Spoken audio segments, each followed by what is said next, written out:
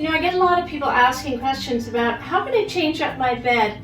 I've had this for a while, but I just want a little variety for season, right? And they wanted something more green to go with the wallpaper.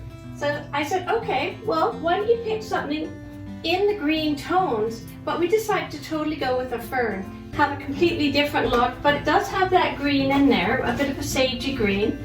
So we took these out and I had these made. Now these are bigger. These are about 26-inch size pillows. And we also had made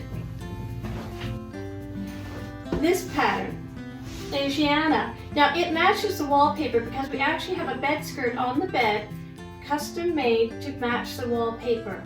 And so we wanted to bring a little bit of the wallpaper into the fabric and the bedding design. So now we have, see, a little bit of green here, matching with the green toile on the wall. So there you go, have a little variety. If you want any more ideas, please go to our videos. If you like this one, please share, please comment, and please subscribe.